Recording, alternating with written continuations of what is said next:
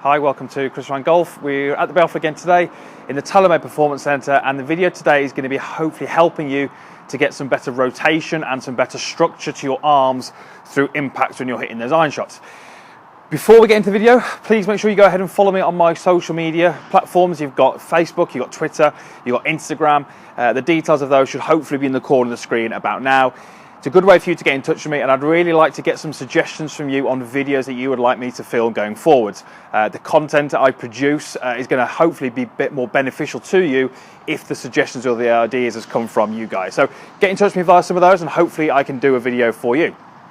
Right, so what we're talking about here is we're talking about the arms, we're talking about the rotation, we're going to talk about how they are very much interlinked and connected, and then we're going to go through quite a simple drill that you can hopefully do during your practice session, which is going to help you understand what you need to do a little bit more and start to give you the correct feels through the golf swing and through the impact. So what are we talking about? Well, we're talking about those golfers who, through impact, have the elbows starting to separate a little bit this way. So we can see how there's a little bit more distance between the elbows here than there was at setup. Okay, so just that again for you. So we've got distance between the elbows, but as we come through to impact, we start to get the elbows separating. We often see that progress into what golfers would call maybe a chicken wing, where the left elbow gets a little bit too high, points a little bit too much up instead of folding. That often causes the grip of the club to get very close to the rib cage. Often we see that very much linked with a lack of turn. And it generally doesn't allow you to put as much speed into the golf club. It doesn't allow you to compress the golf ball on the club face as much. And the shots that you hit and the feels that a golfer has are generally not as they would like. So how is this linked to rotation? Well, if I do not rotate correctly, if I feel that my lead shoulder, in this case is my left shoulder, stays very static through the golf ball, my arms really have nowhere to go other than to make this kind of move here. So the golfers who are struggling with this sort of lack of structure in the arms are very often those golfers who aren't rotating through that golf ball well enough. We're making an assumption, but sometimes those golfers are the ones who are struggling with strike, and they are the golfers who are trying to stay or keep their head down. They're trying to stay over the ball in the belief that that's going to improve the contact. What it actually does is it slows the rotation down, the body doesn't open up as well, and we aren't allowed to get those arms sort of working through in this fashion like this. So what's the drill? Well, you might have noticed there's a ball down here. Now, there are a couple of different training aids on the market which are very, very good for this. I've done this very, very inexpensively. So this was from eBay, about £2.40. It's just a blow-up ball, spongy, it's squashed, and that's exactly what you need. So as you can see, it's not too big. And all you need is something like this, so you may well have something at home.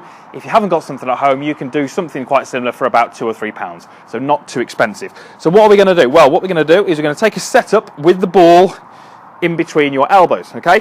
Where it is depends on the size of the ball. This one's about the right size, so I can get it right between the elbows. Now, the idea is I make some little swings, and I will hit a ball in a moment, but I'm trying to basically keep the ball in place. So if I go back and then I work through correctly, I'm able to keep that golf ball, sorry, not a golf ball, is it? I'm able to get that blue ball in place, and I'm feeling a little bit of pressure on that ball, so I'm trying to squeeze my elbows together. That creates a much wider position at this point in my swing, and the way I've done that, and this is the really important thing for you, is I've had to allow my left shoulder to move up and around, okay? That is really, really key. So what I would like you to do in setup is try and imagine an area that's kind of behind your head, okay? So as I set up, it's sort of around the back of my head here. Your left shoulder needs to effectively move into that space, okay? So that's a good way for you to think about it. Through impact, your lead shoulder has got to move into the space behind your head. That movement will allow your arms to stay straight. It doesn't mean they will, because they can still flex. We need to still put the ball there and feel like we're keeping some pressure on that ball, but the lead shoulder is key in making this move. If I was to put the ball in place this way, and I'm going to try and hit a shot here, probably that goes 40 yards, so not particularly long, but a 40-yard shot, and I'm actually going to try and keep my lead shoulder, so my left shoulder, in its position. So what I mean by that is I'm going to move it back, and when I get to about here, I'm going to try and keep my left shoulder in position. I'm also going to try and keep the ball in between my elbows. Okay, so left shoulder's going to stay, and hopefully ball's going to stay.